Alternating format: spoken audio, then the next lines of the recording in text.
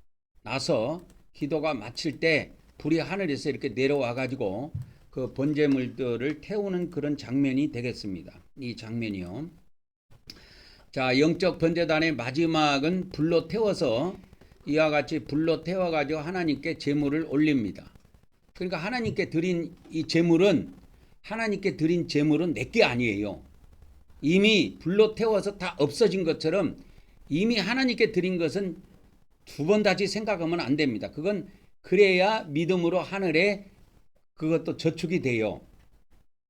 그래서 이렇게 믿음으로 드린 이 물질들은 이렇게 구약에는 이렇게 제물을 다 하나님께 태워서 드리고 제물의 일부는 이거를 고기이기 때문에 먹기도 합니다. 그래서 먹는 것은 이렇게 번제나 이런 거에는 없어요. 번제에는 없고 어디에 있냐면 주로 화목제를 드릴 때 그때 그렇게 합니다. 다 같이 고백하도록 하겠습니다. 시작. 오늘 또 우리가 하나님께서 거룩한 불로 우리를 태워주실 것을 믿습니다. 오늘 또 하나님께서 거룩한 영과 불로 우리를 태워주시옵소서. 아멘, 아멘, 아멘. 오늘 또 드린 예물을 위해서 제가 대표로 예물을 위해서 기도를 올리도록 하겠습니다. 할렐루야. 성부 하나님, 성자 하나님, 성령 하나님, 오늘 또 우리가 하나님 앞에 이와 같이 예물을 드려오니 받아주시고 연락하여 주시옵소서. 먼저는 우리가 하나님 앞에 11조 예물을 드립니다. 받아주시고 연락하여 주시옵시며, 또 우리가 감사 예물을 드려오니 받아주시옵시고 생활 속에서 감사가 더욱 넘치게 도와주시옵시며, 또 오늘 또 각종 소원 예물을 드려오니 받아주시고 우리 하나님께서 우리가 살아있는 동안에 모든 소원들이 성취될 수 있도록 복을 베풀어 주시옵소서. 그리고 또 각종 예물 드려오니 우리 하나님께서 받아주시고 연락하여 주시옵시며, 우리가 이 땅에 사는 동안에 물질적으로 어려움이 없도록 우리 하나님께서 때를 따라 풍성하게 공급하여 주시옵소서. 예수 그리스도 이름으로 기도 올려옵나이다. 아멘, 아멘, 아멘.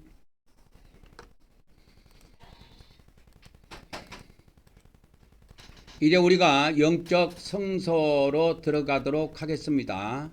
그저 이제 영적 바깥들의 다 마치고 우리가 영적 성소로 들어갑니다. 영적 성소에 들어가기 전에 우리 찬송가 595장 한 장 드리고 들어가도록 하겠습니다.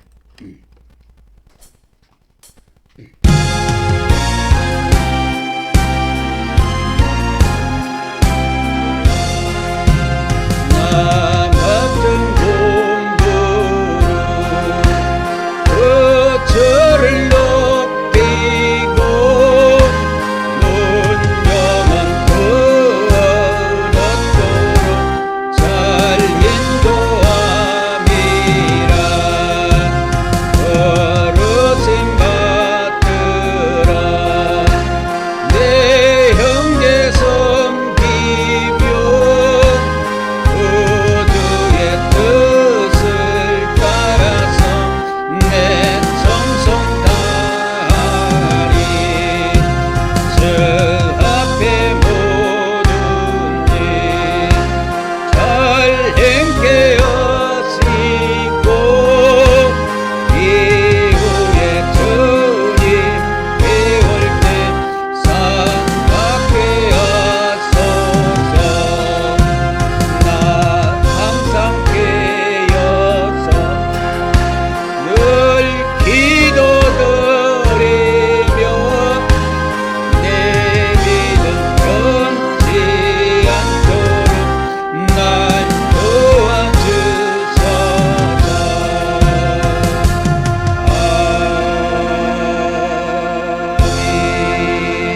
아멘. 이제 우리가 영적 성소에 들어가기 전에 이 영적 성소라는 것은 믿음의 성소 그런 의미입니다. 그래서 믿음으로 들어가는 성소예요. 우리가 눈에 보이는 이러한 성소가 아니고, 그래서 믿음으로 들어가도록 하겠습니다. 우리가 들어가기 전에 우리 마음에다가 예수 그리스도의 피를 7번 뿌리고 깨끗하고 거룩한 마음으로 들어가도록 하겠습니다. 시작. 예수 그리스도의 피, 예수 그리스도의 피, 예수 그리스도의 피, 예수 그리스도의 피, 예수 그리스도의 피, 예수 그리스도의 피, 예수 그리스도의 피. 아멘, 아멘, 아멘. 그래서 우리가 이제 거룩한 마음으로 또 하나님께 들어가도록 하겠습니다. 먼저 금향단에 들어가도록 하겠습니다. 시작. 우리는 하나님께서 우리의 기도의 향을 받아주심을 믿습니다. 오늘도 하나님께서 우리의 기도의 향을 받아주시옵소서. 아멘, 아멘, 아멘. 앞으로 우리 부부의 능력 사역을 위해서 먼저 우리가 기도의 향을 올리도록 하겠습니다. 잠시 기도합니다. 할렐루야. 성부 하나님, 성자 하나님, 성령 하나님, 오늘도 우리 성삼위 하나님께 우리 부부를 위해서 기도하오니 우리 부부의 기도를 받아주시고 우리의 기도를 연락하여 주시옵소서. 우리 부부의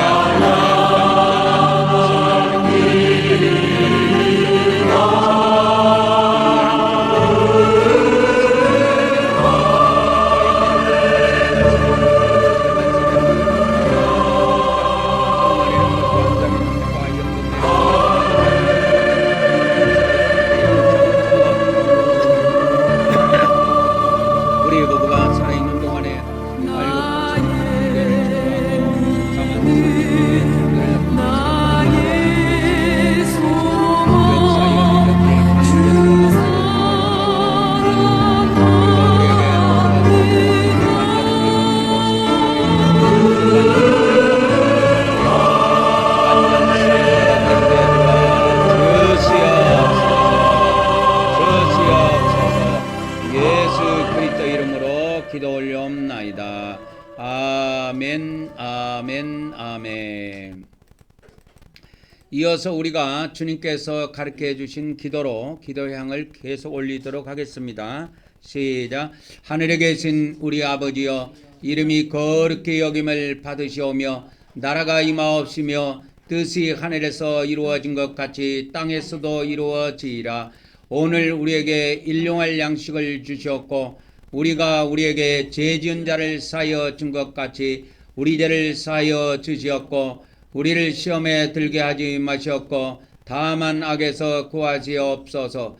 나라와 권세와 영광이 아버지께 영원히 있사옵나이다. 아멘, 아멘, 아멘. 이제 영적 등잔대로 가도록 하겠습니다. 시작. 우리는 성령 하나님께서 영적 기름을 부어주심을 믿습니다. 오늘도 성령 하나님께서 우리에게서 어둠의 세력을 물리쳐 주시고 빛으로 채워 주시옵소서. 아멘, 아멘, 아멘. 이제 떡상에 왔습니다. 시작. 우리는 사람이 떡으로만 사는 것이 아니라 하나님의 말씀을 먹어야 함을 믿습니다. 오늘도 하나님께서 하나님의 종을 통하여 하나님의 말씀을 우리에게 먹여 주시옵소서. 아멘, 아멘, 아멘. 오늘의 말씀입니다. 오늘의 말씀은 요한계시록 1장 1절에서 3절 말씀까지 보도록 하겠습니다. 시작. 예수 그리스도의 계시라. 이는 하나님이 그에게 주사 반드시 속히 일어날 일들을 그 종들에게 보이시려고 그의 천사를 그 종 요한에게 보내어 알게 하신 것이라. 요한은 하나님의 말씀과 예수 그리스도의 증거 곧 자기가 본 것을 다 증언하였느니라. 이 예언의 말씀을 읽는 자와 듣는 자와 그 가운데 기록한 것을 지키는 자는 복이 있나니 때가 가까움이라. 아멘, 아멘, 아멘. 오늘은 하나님의 예언의 말씀이 반드시 성취될 수밖에 없는 그 7가지 이유, 7가지 이유에 대해서 말씀을 드리도록 하겠습니다. 그래서 이 하나님의 예언의 말씀은 여러 군데 성경 곳곳에 기록이 되어 있지만 오늘은 그 요한계시록의 이 예언의 말씀이 진짜 이루어질 것인가 말 것인가 하는 이야기입니다. 이것을 창세기부터 계시록까지 전체적인 성경의 맥과 함께 여러분들에게 좀 자세히 풀어드리도록 하겠습니다. 첫 번째입니다. 요한계시록 예언의 말씀이 반드시 이루어질 수밖에 없는 이유 첫 번째입니다. 하나님의 말씀은 창조와 동시에 성취를 내포한 절대적 언약이기 때문에 반드시 요한계시록의 예언도 성취된다고 하는 것입니다. 창세기 1장 3절에 보면 하나님께서 뭐라고 말씀하셨냐면 천지창조하실 때 빛이 있으라 그렇게 명령하시니까 빛이 생겼지요. 그래서 하나님의 말씀은 이렇게 선포, 선언이라고 하죠. 그러니까 선포와 동시에 실현이라는 건 현실적으로 실제로 나타났다는 겁니다. 이 현자는 나타날 현자예요. 그래서 실제로 나타났다. 그걸 실현이라고 그래요. 실현. 이거를 발음을 약하게 하면 실현이 돼갖고 누구한테 체인 걸 이야기해요. 여자가 남자한테 체했단지 남자가 여자한테 체했단지. 근데 그런 실현을 말하는 것이 아니고 실현입니다. 현은 나타난다 그 뜻이에요. 그래서 이 실현은 이렇게 씁니다. 이렇게 이것이 이렇게 실제로 나타날 현자예요.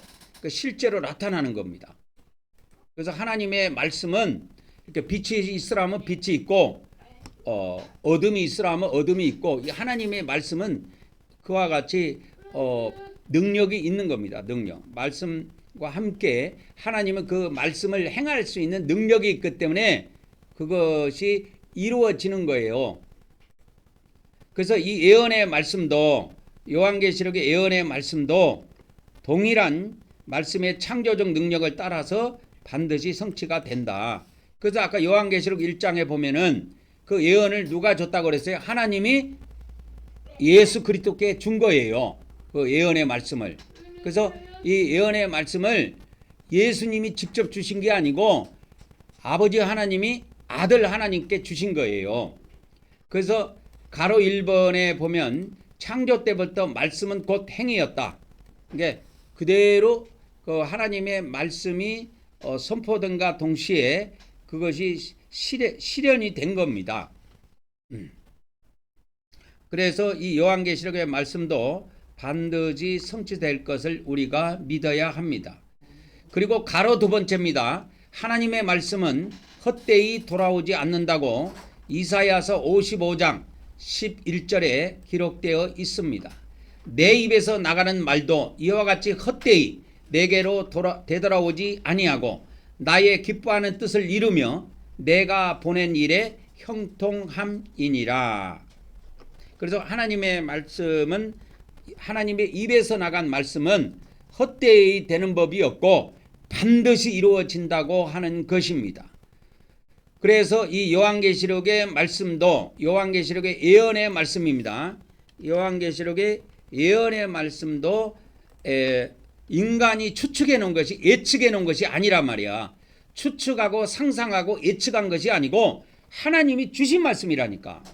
그래서 그 요한계시록 각각 1장 3절에 보면 하나님이 누구에게 주셨어요? 예수 그리스도에게 주사. 하나님이 예수 그리스도에게 주신 계시입니다. 그래서 예수님이 단독으로 이 요한계시록을 주신 것이 아니고 하나님이 그에게 주사. 그가 누구냐면 예수 그리스도예요. 예수 그리스도에게 주신 거예요. 그래서 하나님이 누구에게? 예수 그리스도에게 주사. 그러면 예수님은 누구에게 이걸 줬느냐? 종들에게 주셨다. 종들에게. 그래서 종들에게 주시려고, 종들에게 이 비밀을 알려주시려고 누구를 보냈다? 자기 천사를 보낸 것입니다. 자기 천사를 요한에게 보내가지고, 사도 요한에게 보내가지고 사도 요한으로 하여금 이 말씀을 받아적게 한 거예요. 그래서 사도 요한이 천사가 보여주고 천사가 들려주고 알려준 것을 다 기록해 갖고 이 요한계시록에 남겨놓은 것입니다. 이제 가로 세 번째입니다. 가로 세 번째는 뭐냐? 예언은 언약으로 주어졌고 이 언약이라는 것은 반드시 성취가 되게 되어 있습니다. 그러니까 이 언약이라는 것은 뭐냐면 이 언약이라고 하는 것은 쉽게 말하면 우리 인간의 말로 말하면 약속이에요. 약속. 그래서 말씀으로 하신 약속을 언약이라 그럽니다. 언약. 그래서 이거 말씀을 한자로 말씀언 그래요. 말씀언. 그러니까 말씀언을 이렇게 씁니다. 말씀언. 그러니까 말씀으로 하신 약속이다. 그래서 약속을 이제 그 한자로 하면은 이렇게 됩니다. 약속. 그래서 언약 이렇게 되는 거예요. 언약. 그래서 언약은 이렇게 말씀으로 하신 약속이다. 언약 이렇게 씁니다. 그래서 말씀으로, 그래서 성경에 있는 이 말씀은 전부 다 말씀으로 하신 이런 약속이라고 보면 돼요. 하나님이. 그래서 인간이 하는 약속도 참으로 함부로 패할 수가 없습니다. 약속을 한번 하면. 그런 것처럼 하나님이 한번 인간에게 하신 약속은 반드시 이렇게 성취하신다는 것을 반드시 우리가 믿어야 합니다. 그래서 이제 그 첫 번째 관련된 성경 기절은 뭐냐면 창세기 9장 11절에 보면 내가 내 언약을 세우리니, 하나님께서 하나님의 언약을 세우는 거예요. 그러니까 인간이 뭐 해달라고 해서 해준 게 아니고 하나님이 일방적으로 이렇게 언약을 하셔가지고 사람들에게 하셔가지고 그 언약을 이루신 것입니다. 그래서 그 노아 때 모든 인간을 다 죽이고 노아에게 언약하신 것이 있어요. 언약하신 것이 있는데 이 지구상의 모든 생물을 뭐 다 죽일 일이 있어도 앞으로 물로는 죽이지 않겠다고 약속한 겁니다. 그래서 다시는 모든 생물을 홍수로 멸하지 아니할 것이라 그렇게 약속을 하셨어요. 그래서 이 마지막 때는 홍수로 싹 죽이지 아니하시고 불심판을 해갖고 다 죽이십니다. 그래서 이 지구상에는 앞으로 어마어마한 재앙이 대기하고 있다라고 아시면 됩니다. 그리고 그 뭡니까? 창세기 15장 18절에도 보면 그 여호와 하나님께서 아브라함에게 나타나 가지고 아브라함과 언약을 해요. 이렇게 아브라함과 언약을 세웁니다. 그러니까 하나님께서 일방적으로 언약을 세워요. 아브라함이 언약을 해달라고 한 적이 없어요. 하나님이 아브라함을 선택하고 아브라함에게 나타나셔 가지고 언약을 하시는 겁니다. 근데 이 아브라함에게 하신 언약이 뭐냐? 야, 내가 이 땅 있지? 애국 강에서부터 큰 강, 유브라데 강까지 야, 네 자손에게 다 주겠다 그랬는데 그것이 그대로 이루어졌죠. 그래서 그것이 이스라엘 나라가 된 겁니다. 이스라엘 나라가. 그래서 이것이 이스라엘 땅이에요. 나중에 그 아브라함 후손이 결국은 커져 가지고 이스라엘 나라를 이룹니다. 가나안 땅에 들어가 가지고 그 나라를 이루는데 이렇게 하나님께서 언약하시고 말씀으로 약속하신 것을 반드시 이루신다는 것을 아셔야 합니다. 그런 측면에서 보면 요한계시록은 창세기부터 시작된 그 언약, 창세기에 하나님께서 언약한 것이 많이 있습니다. 생명나무 있죠. 생명나무가 창세기에 나옵니다. 다른 데는 잘 안 나와요. 다른 데는 거의 안 나오고 구약의 이 창세기에 보면 에덴 동산에 창세기 2장에 보면 생명나무와 선악나무가 나와요. 근데 우리 인간이 이 선악나무 열매를 먹어갖고 완전히 딴 길로 가버렸지요. 딴 길로 가버린 겁니다. 그래서 하나님께서는 죄가 있는 상태로 이 생명나무를 먹으면 저주받은 상태로 영생을 해야 되기 때문에 하나님께서 이걸 막으시기 위해서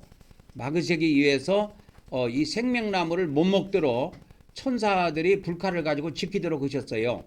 근데 이것이 요한계시록에서 이 생명나무가 이루어집니다.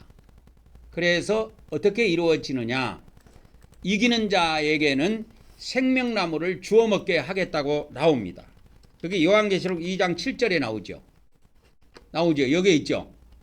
봐봐. 성령이 교회들에게 하시는 말씀을 들을지어다. 이기는 그에게는 내가 하나님의 낙원에 있는 뭘 줘요? 생명나무의 열매를 주어 먹게 하리라. 그래서 이제 예수님이 재림해가지고 이 땅에 하나님의 나라가 들어서면 생명나무의 열매, 뭐 줄여서 생명과라 그럴까요? 생명과를 먹을 수 있는 길이 열려요. 근데 이것이 창세기 때 성취가 안 되고 요한계시록의 모든 예언이 성취될 때 이것이 성취가 돼요. 그래서 그 에뱀이라고 하는 이 뱀도 요한계시록에 보면은 심판을 받게 됩니다. 그래서 창세기에 보면 뱀이 나오는데 요한계시록은 그 뱀을 에뱀이라고 그래요. 에뱀. 그래서 계시록 12장에 에뱀이 나옵니다. 에뱀. 에뱀이 이렇게 쭉 나와요. 두 번 나오죠. 그래서 붉은 용이라고 하는 에뱀이 있는데 이 에뱀을 뭐라고 그러냐? 에뱀이요 마귀요 사탄이라 잡아서 1000년 동안 무적에게 가다버립니다. 그리고 1000년 동안 이 땅에서 하나님의 나라가 들어서요. 그리고 1000년이 끝나면 이 마귀를 다시 한번 이 지상에 있는 사람들을 미혹하도록 마귀를 무적행에서 꺼내가지고 이 지상의 마귀를 싹 풀어버립니다. 그러면 이 지상에 있는 사람들이 대혼란이 와요. 그 인간이 뭔가를 또 마귀로부터 조정을 당하고 뭔가 그 텔레패시나 이런 것들을 통해서 영향을 받아가지고 하나님을 대적하게 돼요. 그때 요한계시록 그 20장에 보면 하늘에서 불이 내려갖고 다 태워 죽입니다. 그래서 그 인류의 마지막 죽는 사람이에요. 그리고 그 일이 있고 난 다음에 이제 부활이 있습니다. 전 인류의 부활이 있어요. 부활이 있습니다. 그래서 이 창세기에는 에뱀이라는 말이 안 나오는데 요한계시록에는 세월이 오래오래 흘러갖고 그 뱀이 에뱀이라고 불러요. 에뱀. 근데 이 에뱀이 어디가 있느냐? 하늘에 가 있어요. 하늘에. 분명히 요한계시록은 땅에 있어. 아니 창세기에는 뱀이 땅에 있었는데 요한계시록에 보면 이게 하늘에 가 있다고. 그 하늘에서 얘들이 쫓겨 내려와요. 이렇게. 큰 용이 내쫓기니. 그리고 계시록에 보면 계시록 12장 7절부터 보면 하늘에서 이렇게 전쟁이 있어요. 그래갖고 이 붉은 용이라고 하는 에뱀하고 그의 사자들하고 하나님의 천사장인 미가엘하고 미가엘 천사들하고 이 용의 천사들하고 대판 하늘에서 전쟁이 붙어. 그래서 하늘에서 내쫓긴다니까요. 얘가. 근데 얘가 이 에뱀이 언제 창세기에는 땅에 있었다니까 에덴 동산에. 근데 걔가 지금 하늘에 가 있어. 뭐 타고 갔는지는 모르겠는데 하늘에 가 있다니까 지금. 근데 얘가 또 내려와요. 또 내려온다니까. 그래서 저는 한번 보고 싶은 거예요. 얘들을. 이 천년왕국에 들어설 때 얘들이 다 쫓겨 내려오면 짐승들도 쫓겨 내려오고 그 짐승들이 요한계시록에 짐승들도 쫓겨 내려오고 이 그 타락한 천사들도 이렇게 쫓겨 내려오고 하는데 얘들을 한번 지상에 내려왔을 때 한번 보고 싶은 거야 나는. 그래서 천년왕국 전에 이 지상에서 이 요한계시록의 말씀이 이루어지는 걸 다 한번 다 보고 싶어요. 그리고 천년왕국도 들어가서 이 땅에서 1000년 살고 싶고 어차피 천국에 들어가서 우리가 영원히 살 거 아니요. 근데 이 땅에서 1000년 살고 천국 들어가서 영원히 살면 그거 더 좋은 거 아니요? 그래서 이 요한계시록의 말씀이 이 마지막 때 곧 이루어질 때가 와요. 됐다고. 때가 거의 다 됐어요. 그래서 지금 중국하고 미국하고 짜가락 싸우죠. 이게 나중에 3차 대전까지 갑니다, 여러분. 그래서 핵전쟁까지 가요. 그래갖고 인간이 그래 너 죽고 나 죽자. 이제 더 이상 내가 못 견디겠다. 너 죽고 나 죽자 해갖고 핵전쟁으로 벌어져갖고 이 지구상이 두 패로 나눠져갖고 왜 싸우는지도 모르고 서로 핵으로 서로 싸우다가 공멸해버립니다. 공멸.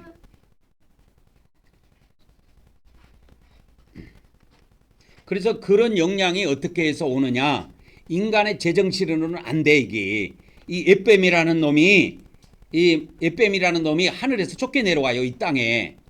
얘가 이 지구상의 인간들을 싹 그렇게 영향력을 미치는 거야. 이렇게. 그 나쁜 생각을 주고 그래가지고 서로 싸우게 하고 전쟁하게 하게 해가지고 그래서 3차 대전이 터져요.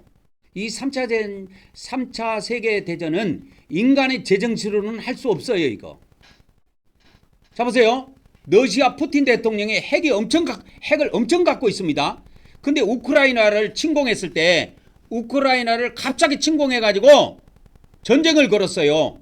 그때 푸틴 대통령이 그 러시아 대통령이 어떻게 생각했느냐. 일주일이면 우크라이나를 먹을 줄 알았어. 일주일이면. 만 3년이 넘어갔어요. 지금 4년째 들어갔어요. 근데 다 먹기는 러시아의 청년들이 전쟁에 참여해갖고 죽은 인원이 인터넷에 검색을 해보면 나오는데 죽은 사람 다친 사람이 거의 몇십만 명에 육박하는데 우리나라 전 군대 수보다도 많아요.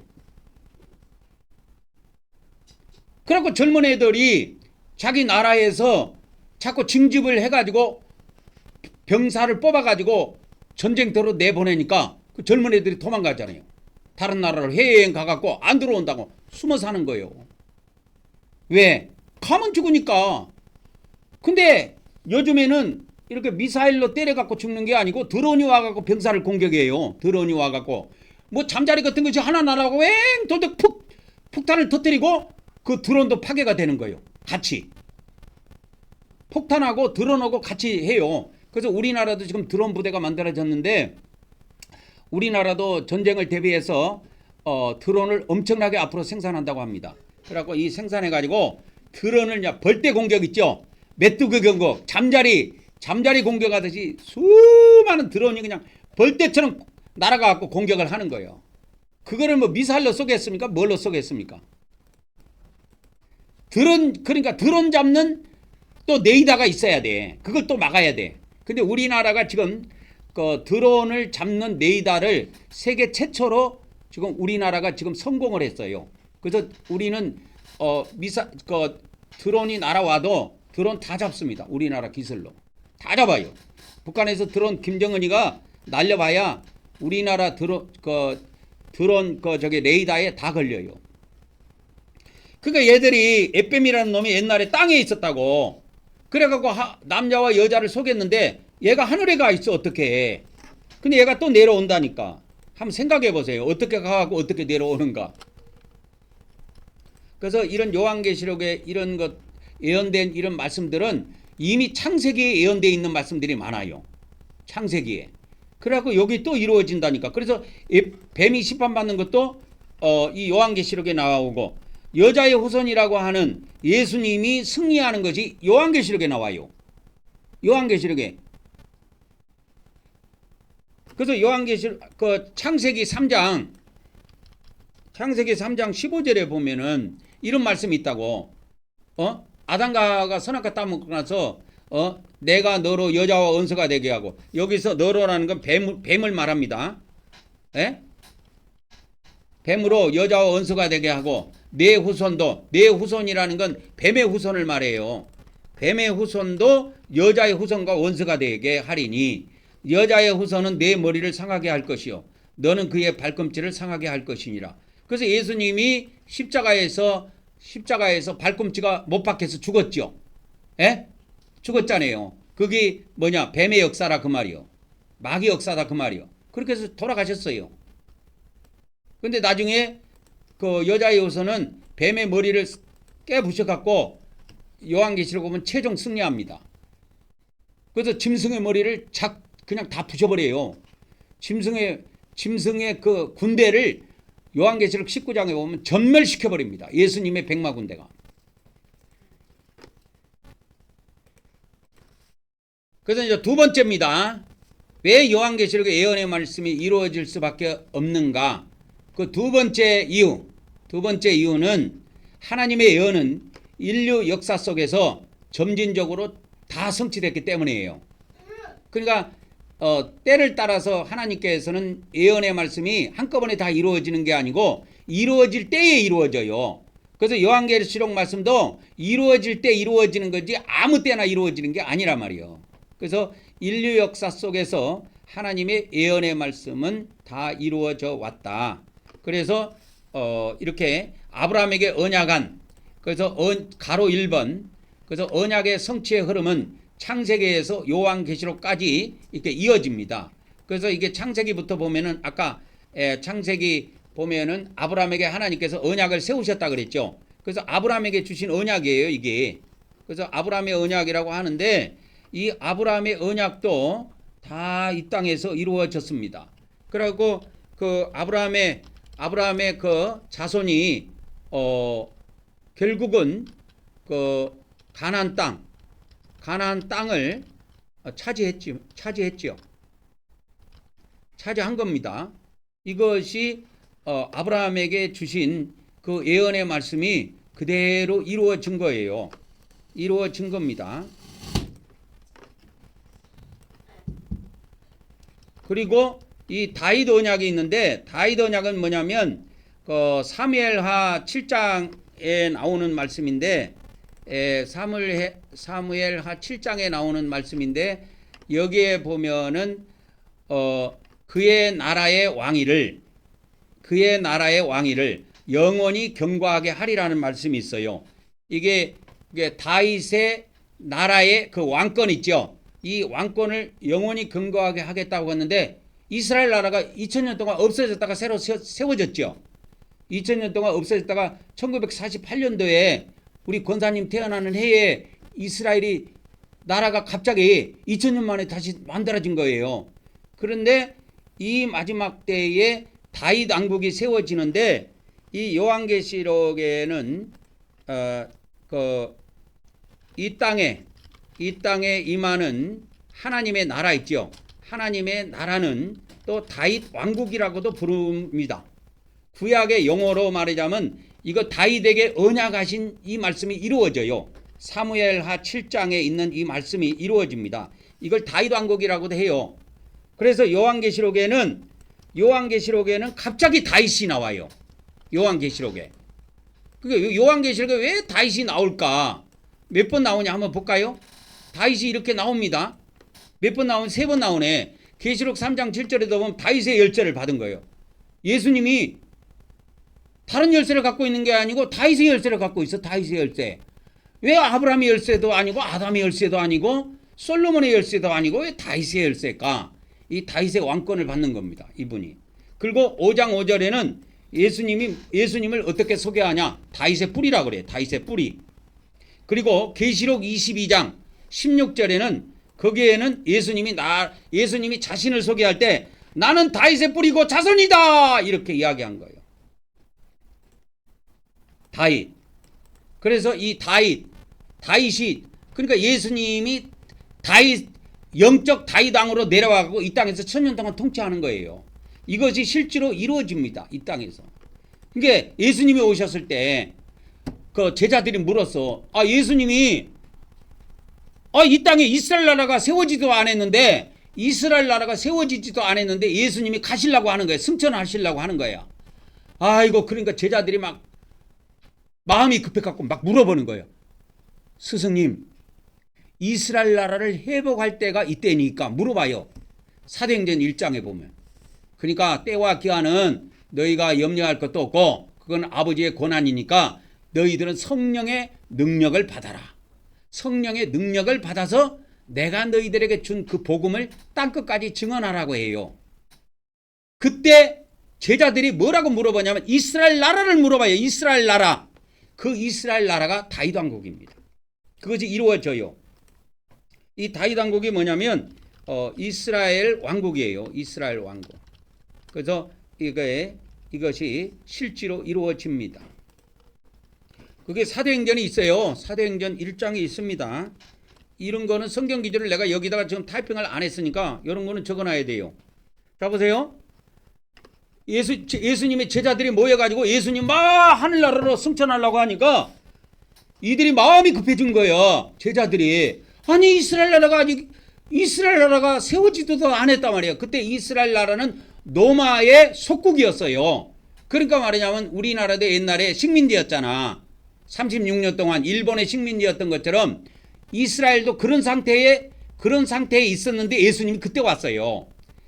근데 예수님이 이스라엘 나라로 만들어 놓지도 않고 이스라엘 나라도 회복하지도 않고 가시려고 하는 거예요. 승천하시려고 하니까 제자들이 모여가지고 주님께 물어본 거예요. 주여, 이스라엘 나라를 회복하심이 이때니까 이렇게 물어봐요. 물어봅니다. 이스라엘 나라. 근데 예수님은 때와 기한은 아버지께 권한이 있다. 그러니까 너희는 그런 거 신경 쓰지 말고 능력을 받아라. 성령의 능력을 받아야 너희들이 내 증인이 될 수가 있다. 그러고 승천하신 겁니다. 그리고 그리고 또 성경에 보면 에레미야 31장이고 뭐고 이 새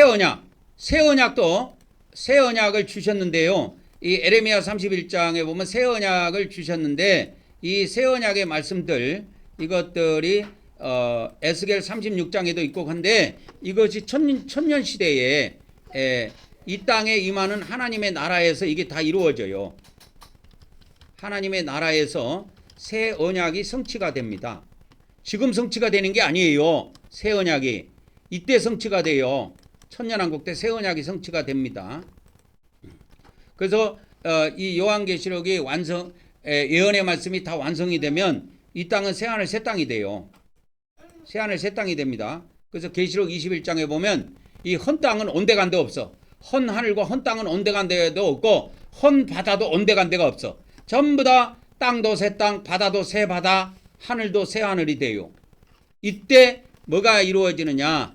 이 땅에 뭐가 이루어지느냐? 이 땅에 뭐가 들어서느냐? 이 땅에 하나님의 나라가 건설이 됩니다. 이 땅에 하나님의 나라가 건설이 돼요. 그래서 하나님 아버지도 오십니다. 그때 아버지도 오세요. 예수님만 오시는 게 아니고 예수님이 먼저 오세요. 예수님이 먼저 오시고 예수님이 모든 걸 다 이뤄 놓으시면 아버지가 오셔요. 이 땅에 오십니다. 그래서 예루살렘 성이라고 하는 그 성이 하늘에서 이 땅에 내려와요. 그게 어디 나오냐면 계시록 21장 2절에 나와요. 여기 한번 보세요. 자, 거룩한 도성입니다. 거룩한 도성, 거룩한 성 새 예루살렘이 하나님으로부터 하늘에서 내려옵니다. 하늘에서 이 땅에 내려와요. 성이. 이 성에 뭐가 있느냐? 이 예루살렘 성 안에 하나님의 보좌가 있어요. 하나님의 보좌가 이 성 안에 있다니까.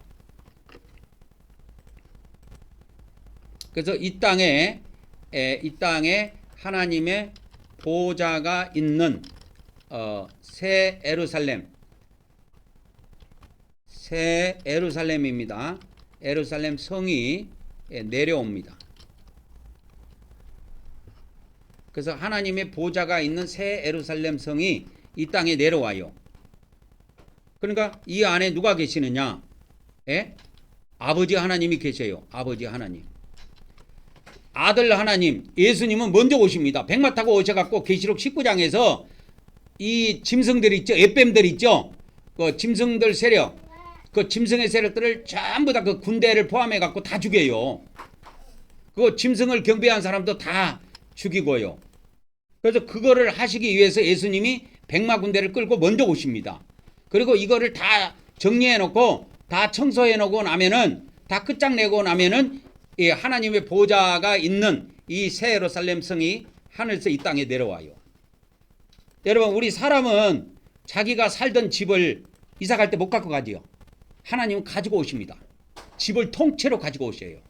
그게 하나님의 능력이요. 하나님의 능력이에요. 우리 인간은 자기 집을 가지고 올 수 있는 힘이 없어요. 그러니까 또 다시 가서 이사 가면은 집을 또 새로운 걸 구하지요. 근데 하나님은 이동을 하셔도 하나님의 성이, 하나님의 보좌가 있는 그 성이 통째로 움직여서 이 땅에 내려옵니다. 신기하죠? 나는 그걸 보고 싶은 거야. 요한계시록이 이루어진 걸 내 때 보고 싶은 거야. 그래서 저는 아침 저녁으로 매일 그걸 기도합니다. 이 요한계시록이 이루어지는 것을 다 보고 또 이 일을 이루는데 저도 한몫 보태고 동참할 수 있기를 매일 저는 기도합니다. 여러분, 우리가 죽어서 천국 가서 사는 건 어차피 영원히 살아요. 뭐 10년 일찍 가나 20년 일찍 가나 30년 일찍 가나 그거는 영혼에 비하면 소수점도 해당이 안 돼요. 점에 불과합니다. 점. 하나의 극히 작은 점에 불과해요. 그래서 저는 영적으로 육적인 욕심이 없는데 저는 영적 욕심이 많아요. 이렇게. 다 보고 싶은 거예요. 다 이루고 싶고 천년왕국도 이 땅에 이루어지면 천년왕국에서 이 땅에서 살고 싶은 거야. 그래서 여러분과 내가 여러분을 위해서 이름을 다 호명하면서 여러분과 여러분의 가족들 다 이 천년 동안 이 땅에서 살기 위해서 매일 아침 저녁으로 기도해요. 안 빼놓고 기도합니다. 그놈의 인간들이 나중에 하나님 앞에 마음이 안 들어갔고 탈락이 되던 그 중에 한두 사람은 나올 거 아니요. 그 천년왕국에 동참하는 인물이 나올 거 아니요. 우리 각 집안에서. 그래서 여러분 집안에 여러분들을 위해서 기도하면서 여러분의 가족과 그 친척들을 위해서 기도를 하는데 항상 기도할 때 여러 가지 기도 내용들이 있지만 이 땅에 천년왕국이 임할 때 천년 동안 살게 해달라고 그거를 빼놓지 않고 해요. 일반 기독교 목사들은 아마 거의 안 할 겁니다. 이 기도를. 저는 해요.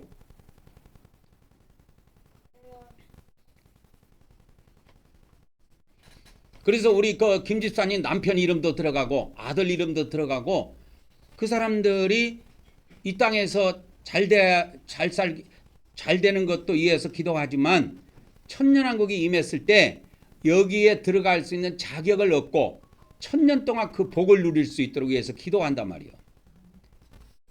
그게 아무나 쉽게 받을 수 있는 게 아니에요. 이게 기도가 쌓여야 돼요. 기도가 쌓여야 됩니다.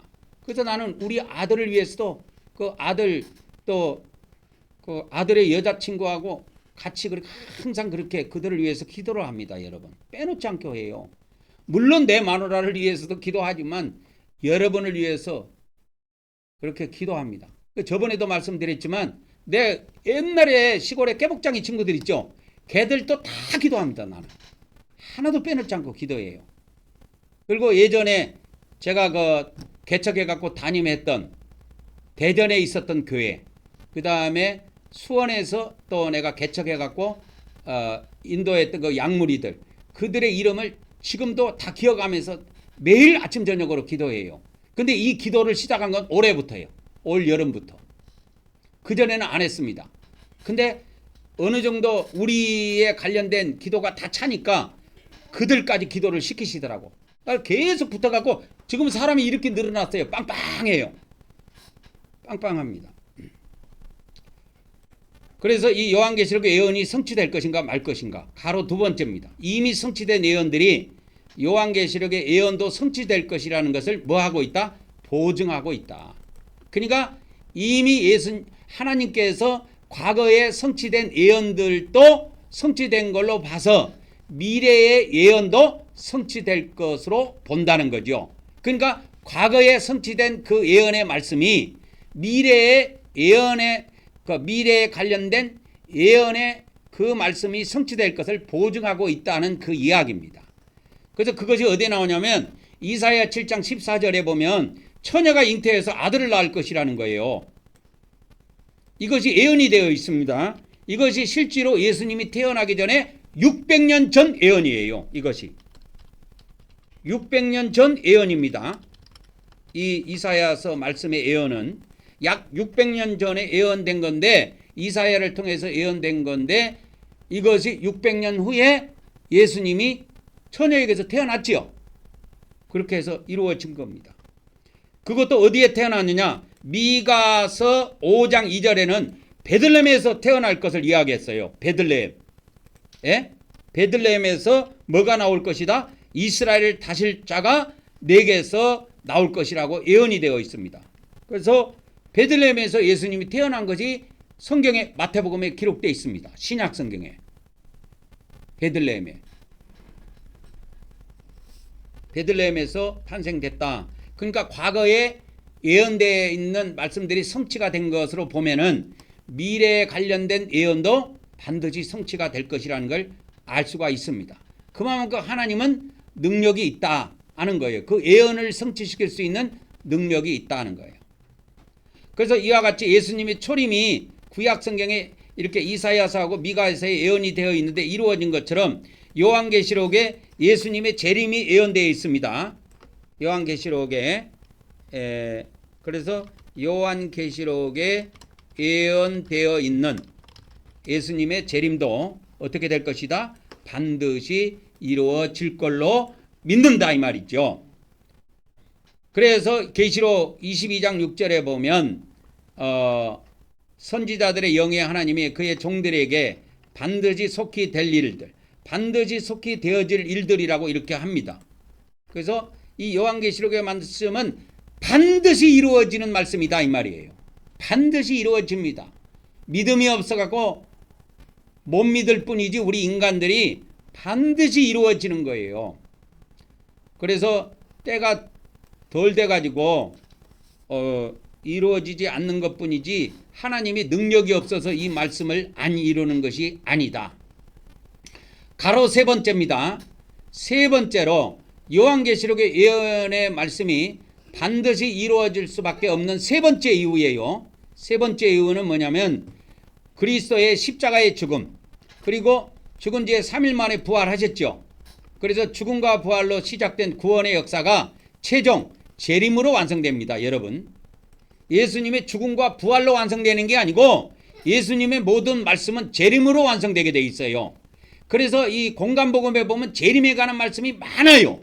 인자가 오리라, 인자가 구름 타고 오리라, 인자가 구름 타고 오리라, 천사들의 나팔 소리와 함께 영광으로 그분이 구름 타고 인자가 오리라, 구름 타고 인자가 오리라 하는 말씀이 공간복음에 약속이 되어 있는데, 이 예수님이 십자가에서 돌아가시고 3일 만에 부활하셔서 구원의 역사, 인류의 구원의 역사를 시작을 하셨는데, 이 구원의 역사가 언제 완성이 됐냐?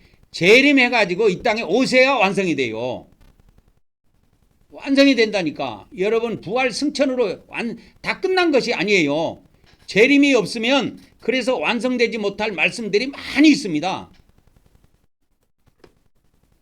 그래서 사도행전 3장 22절에 보면 이런 말씀이 있어요. 예수님이 부활 승천 후에 만물이 회복할 때까지 하늘에 계신다는 내용이 나옵니다. 사도행전 3장 21절이요. 이 말씀이 언제 나온 이야기냐? 오순절날 성령을 처음 받았을 때, 이스라엘 백성들이 성령을 처음 받는 날 이 말씀이 선포됐어요. 그래서 하나님이 영원전부터 거룩한 선지자들의 입을 통하여 말씀하신 바, 만물이 회복할 때, 만물이 회복할 때까지는 하늘이 마땅히 그를 받아준다는 거예요. 하늘, 천국을 이야기합니다. 그래서 만물이 회복할 때까지는 예수님은 천국에 계시지만 만물이 회복할 때가 되면 어디에 오신다? 이 땅에 오신다는 거예요.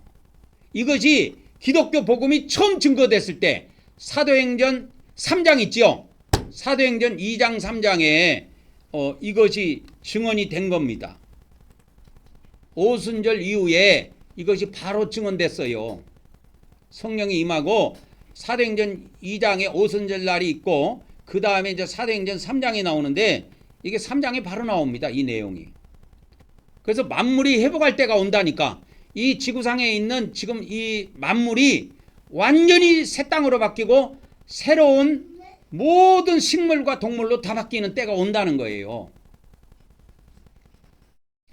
그때까지는 어디 있는다? 예수님이 하늘에 계시지만 만물이 새롭게 될 때는 예수님은 이 땅에 오신다 하는 겁니다. 그래서 승천 후에 예수님은 하늘에 계시지만, 예수님은 승천 후에 하늘에 계시지만 만물이 회복할 때쯤 되면 어디에 오신다? 이 땅에 오신다 이 말이에요. 이것이 예언되어 있어요. 요한계시록만 되어 있는 게 아닙니다. 신약성경 곳곳에 되어 있고, 예수님의 말씀 중에 특히 공간복음에는 예수님이 직접 이 말씀을 예언하셨어요. 인자가 오리라.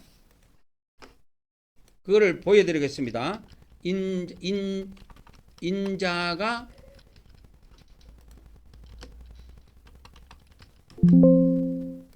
오리라. 그걸 보여드릴게요. 그래서 마태복음 10장 23절 인자가 오리라. 16장 27절 인자가 아버지 영광으로 누구와 함께 와요? 누구와 함께? 천사들과 함께 온다는 거예요. 24장 24절에 인자가 오리라. 너희도 준비하고 있으라. 생각하지 않는 때에 인자가 오리라. 누가복음 12장 40절에 너희도 준비하고 있으라. 생각하지 않는 자에 그 인자가 오리라. 인자가 온다는 게 인자가. 그래서 이게 헬라 원문에 가보면 우리나라 성경에는 이거 한번 찾아보세요. 그 인자가 오리라고 돼 있지 않았을까? 여러분 성경에는. 여러분 성경 한 구절 아무거나 하나 찾아보세요. 마태복음 10장 23절을 찾아보세요. 가장 마태복음 앞에 나온 거니까. 10장 23절에 찾아보면 인자가 오리라 돼 있지 그 인자가 오리라 돼 있지 않지요. 여러분 성경에 한번 봐봐. 그죠? 근데 나는 이게 헬라 원문으로 보고 그 인자가 맞아요. 왜 그러냐면 인자는 하나 둘이 아니야. 그 인자가 온다는 게 그 인자가 여러분 성경에는 인자가 오리라 돼 있죠? 그렇게 돼 있죠. 여러분 성경에는. 근데 저는 이것을 그 자를 붙였어요. 헬라 원문에 보면 그 인자가 온다는 게 그 인자. 그라는 것은 딱 정확하게 지칭되어 있어요. 다른 인자가 오는 게 아니에요. 부활 승천한 십자가에서 돌아가신 그 인자가 오신다는 거예요. 인자라고 하는 것은 사람의 아들을 말해요. 사람의 아들이 어디 한둘입니까 여러분? 그래서 이걸 번역할 때 그 인자라고 번역해야 돼요. 그 인자.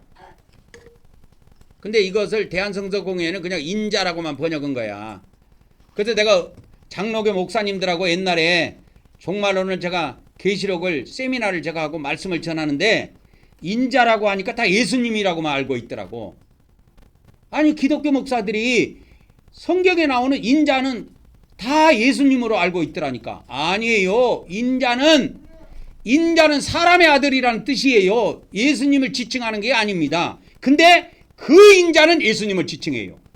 그 인자가 누구냐? 십자가에서 돌아가신 그 인자, 부활 승천하신 그 인자, 수많은 사람의 아들 중에 그 사람의 아들, 마리아의 아들 말이요, 요셉의 아들, 그 사람의 아들. 그래서 인자란 건 사람의 아들이란 뜻이에요. 그래서 그 사람의 아들, 마리아의 아들, 요셉의 아들, 그 아들은 다시 오신다는 거예요. 땅에. 그래서 그 자를 넣어야 돼요. 저는 그래서 다 넣었어요. 이거를. 여러분 성경에는 그 자 없지요? 없지요? 없다니까. 근데 제 생각에는 이걸 넣어놓은 거예요. 나는. 왜 넣어놨을까? 나는 헬라어를 보거든. 헬라어도 보고 영어를 보니까 이게 돼 있어요. 그래서 이제 헬라어에 보면은 그게 그렇게 나와 있습니다. 인자 하면은 헬라어에 보면 이렇게 쭉 돼 있어요. 인자 하면은. 그래서 그래서 그 인자 이렇게 돼 있어요. 나오죠? 인자, 안드로포스, 호. 그러면 더 이런 뜻이거든요.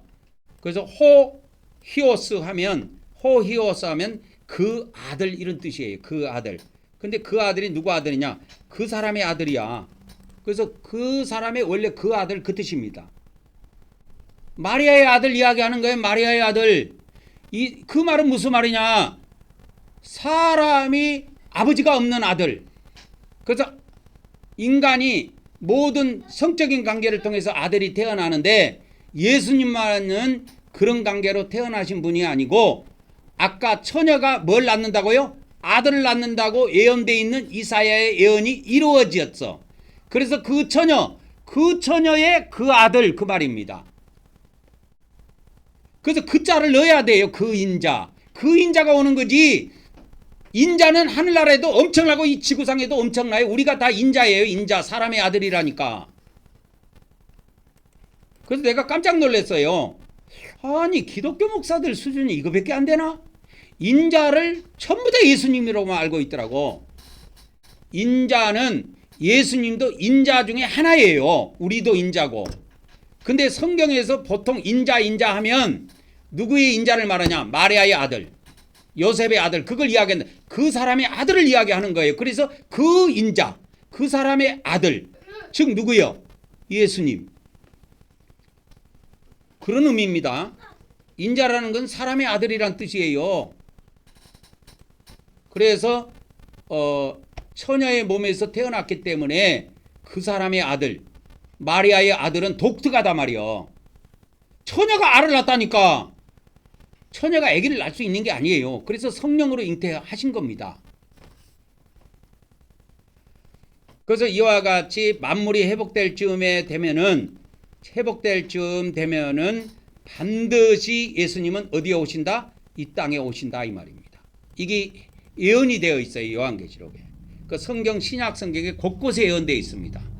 그래서 가로 2번 동글베개 2번입니다. 예수님의 죽음과 부활과 승천은 결국 뭐와 재림과 연결되어야 하나님의 말씀이 어떻게 된다? 완성된다 이 말이요. 하나님의 말씀, 예수님이 예언한 말씀, 이런 신약의 말씀들은 승천해 갖고 다 끝난 게 아니에요. 재림에 관련된 말씀들도 너무 많아. 그래야 재림과 연결 지어야 이 신약 성경의 말씀, 구약 성경의 말씀이 완성이 된단 말이에요. 그래서 예수님의 죽음과 부활 승천의 구속의 역사가 재림을 통해서 완성되니 이것이 바로 요한계시록의 예언이다 이 말이요. 그래서 재림을 통해서 성취가 됩니다. 그래서 반드시 예수님은 재림해야 돼요. 재림을 해야 됩니다. 안 하면은 성경이 거짓말이 돼버려요. 어떤 사람들은 뭐 성령님이 오신 것이 예수님이 오신 거라 그러는데, 성령님이 봐보세요. 좀 말씀이 잘 나왔는데 성령님은 잡으세요. 성령은 인자가 아니다 이 말이요. 잘 아셔야 됩니다. 성령은 영이에요. 성령은 영이고 인자는 뭐가 있느냐? 인자는 육이 있어요. 인자는 육이 있다니까. 그래서 사람의 아들이라는 뜻이요. 사람은 육이 있단 말이요. 그래서 육이 있기 때문에 인자라 그런 게 인자, 사람의 아들. 사람 치고 몸이 없는 사람이 어디가 있어? 근데 사람이 죽으면 이제 그 사람 앞에 고를 붙입니다. 고를 붙여요. 우리 권사님이 돌아가시면 권사님 앞에 그냥 고 누구누구 장례식을 거행하겠습니다 이래요. 그냥 누구누구 장례식을 거행하겠습니다 그렇게 안 해요. 고 누구누구 이렇게 해요. 그래서 고자가 붙습니다. 그 고자가 뭐냐? 그 고자가 뭐냐면 그 고자가 앞에 붙는데 옛날 사람이라는 거예요. 그 고자가. 이 사람이 옛날에 그런 사람이 있었다는 그 뜻이에요. 그래서 죽는 순간에 얼마 안 됐는데도 고자가 딱 붙어버려요. 죽으면. 왜? 육이 없거든. 성령은 인자가 아닙니다. 이거를 구분 못하고 요한계시록을 해석하면 돌팔이가 돼요. 이 요한계시록의 핵심은 여기에 있어요. 성령은 영이요. 요한계시록의 핵심은 성령은 영이요.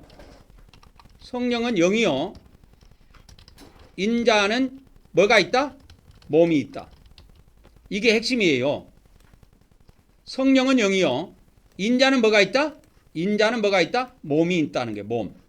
그래서 예수님이 부활의 몸을 갖고 오신다니까. 이걸 모르고 요한계시록을 풀면 성령이 오신 것은 인자가 오신 것이 아닙니다. 그걸 모르고 성경 해석하면 돌팔입니다. 그건 돌팔이 목사라고 해도 돼요. 성령의 오심은 인자의 오심이 아니다. 인자의 오심이 아니다. 성령의 오심은 인자의 오심이 아닙니다. 이 말은 성령의 오심과 인자의 오심은 다른 거예요. 다른 겁니다. 완전히 다른 거예요. 성령은 뭐예요? 영이에요. 영은 몸속에 들어가도록 돼 있어요. 그래서 성령이 우리 안에 들어와 계신다니까. 근데 인자는 오시면은 우리 몸속에 들어오신 분이 아니고 우리 몸 밖에 계세요. 예수님이 재림하면 우리 몸 밖에서 우리가 예수님과 서갖고 이야기를 할 수 있습니다. 그분을 볼 수가 있어요. 왜? 그분이 몸이 있으니까 볼 수가 있다니까. 그래서 그 사복음서에 보면 예수님이 부활하시고 나서 제자들에게 나타났는데, 요한복음 마지막에 보면 예수님이 제자들에게 나타납니다. 바닷가에 있는 제자들에게 나타나갖고 야! 그래갖고 예수님이 고기를 구워놓고 야 고기 먹으러 와라 그래요. 그래갖고 같이 잡습니다. 그러면서 제자들한테 한 말이 있어요. 영은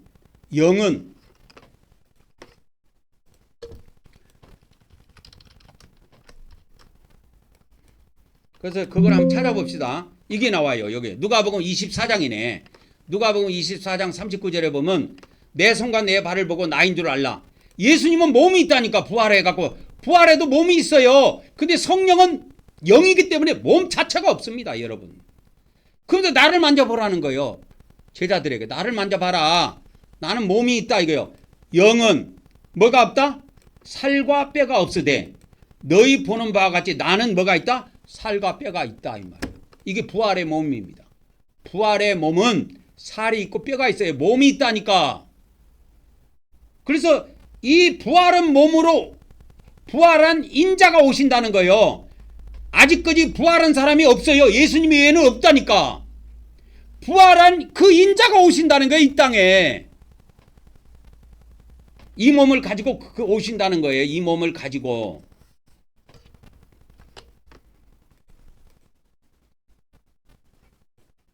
그래서 여기에 요 성경 기도를 갖다가 넣어 드리겠습니다. 살과 뼈 이야기는 어디에 나오냐 하면 누가복음에 나오네. 요한복음에 나오는 게 아니고 고기를 잡수는 거는 제자들하고 고기를 잡수는 장면은 요한복음 끝장에 나옵니다. 그리고 이 누가복음에는 영은 살과 뼈가 없다. 근데 예수님은 인자잖아요. 인자. 사람의 아들이기 때문에 몸이 있단 말이야. 옛날에도 예수님이 이런 육신이 없었어요. 예수님도. 육신이 없었는데 마리아의 몸에서 태어나가지고 그때부터 육신이 있는 거예요. 그래서 예수님은 부활하신 거예요. 성령은 부활하고 그런 것이 없습니다. 영이기 때문에. 부활이라는 건 이 육신이 부활하는 거예요. 그래서 영은 살과 뼈가 없지만 나는 있다 이 말이요. 여기서 나라고 하는 것은 뭐냐? 인자. 예수님을 말해요. 인자. 그래서 인자는 이와 같이 몸이 있습니다. 그래서 인자가 오신다고 했지 성령이 오신다고 요한계시록에는 인자가 오신다는 내용이지 성령이 오신다는 내용이 아니에요. 성령이 오신다는 건 요한복음이고 여기다 기록을 해 드려야 되겠네요. 여기다가. 자, 성령의 오심은 요한복음의 내용이요. 요한복음의 내용이요. 그 다음에 인자의 오심은 요한계시록의 내용이다. 이렇게 딱 정리하면 되겠습니다. 성령의 오심은 어디 나와요? 요한복음에. 인자의 오심은 어디 나와요? 인자의 오심은 어디 나오느냐? 요한계시록에 나와요. 그래서 예수님이 백마 타고 백마 군대를 끌고 옵니다. 그래서 이 지상 군대를 아작을 내버리죠. 다 전멸시켜버립니다. 성령의 오심과 인자의 오심을 구분하지 못하면 요한계시록을 그런 사람이 풀면 돌팔이가 되는 것이에요. 돌팔이 해석이 나옵니다. 성령의 오심과 인자의 오심을 구분하지 못하고 요한계시록을 해석하면 그건 돌팔이 해석이 나오는 겁니다. 그래서 요한계시록의 예언은 구원의 역사를 전 우주적 차원으로 전개하는 구원의 완성 장면이기 때문에 요한계시록의 예언은 구원이 완성되는 장면을 담고 있어요. 그렇기 때문에 우주의 정복도 나오고 지상의 정복과 통치까지 나옵니다. 그래서 하늘만 정복 오는 게 아니고 이 지상까지 하나님이 다 정복 오시고 하나님이 직접 정복 오지 않아요. 예수님이 백마 군대를 이끌고 오신다니까. 그래서 예수님과 함께 백마 군대가 이 지상의 모든 군대를 전멸시키고 이 지상을 정복합니다. 지상 군대를 정복해야 이 세상에 통치권이 들어선단 말이야.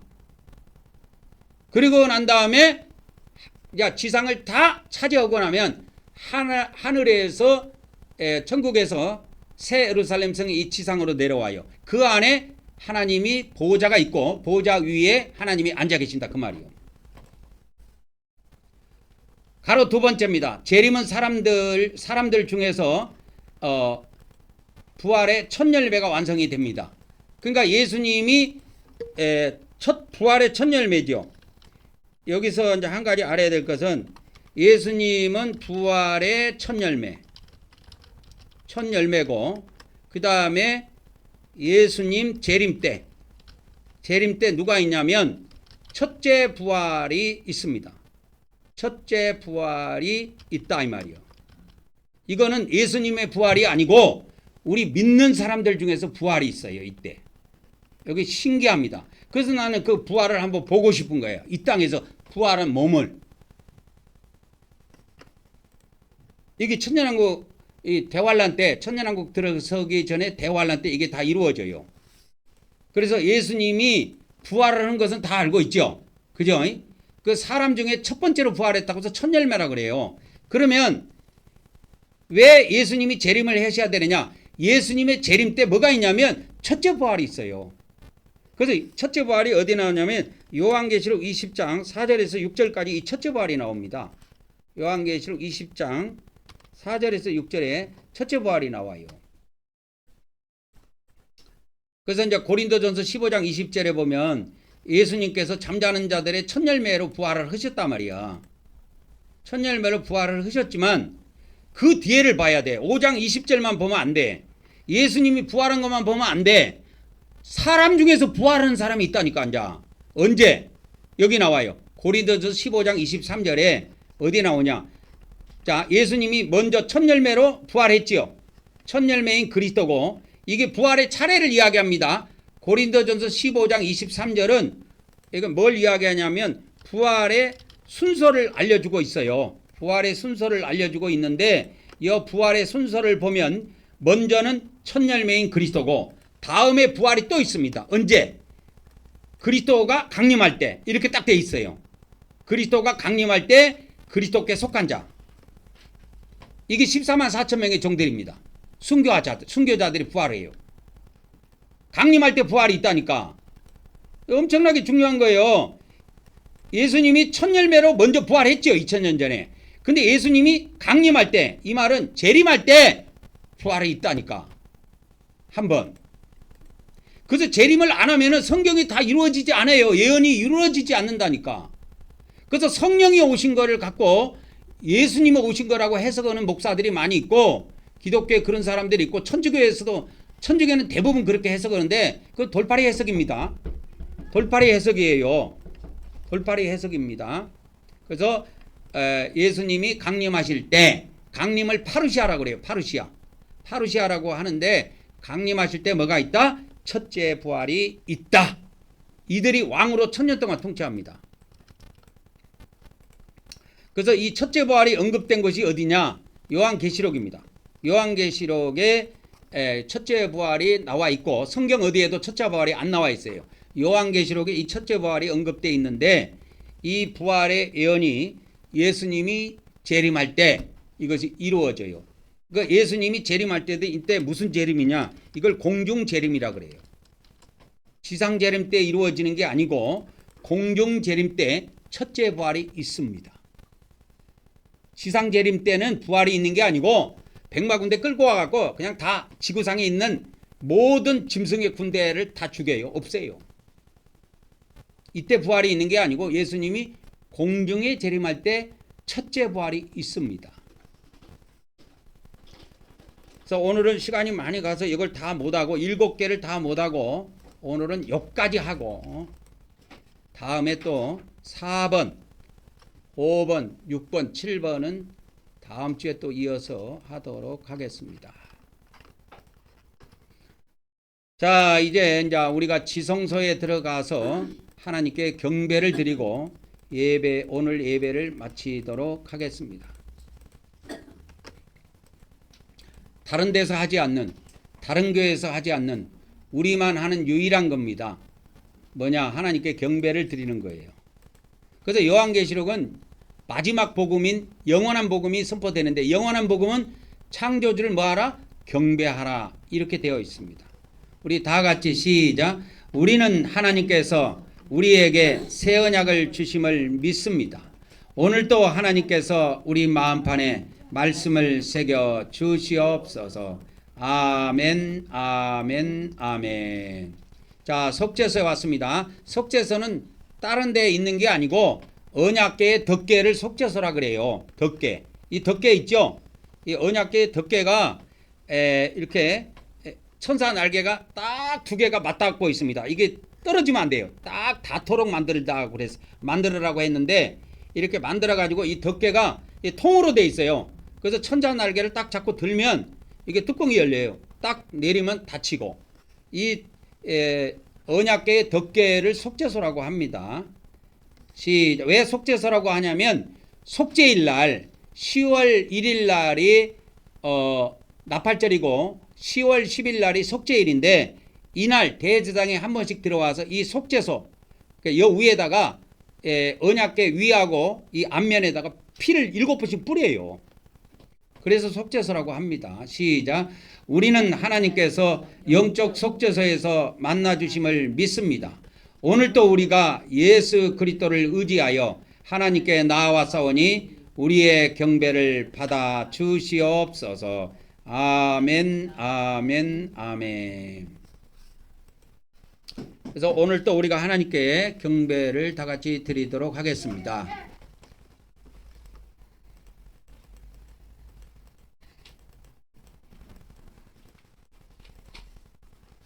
축도로 예배를 마치도록 하겠습니다.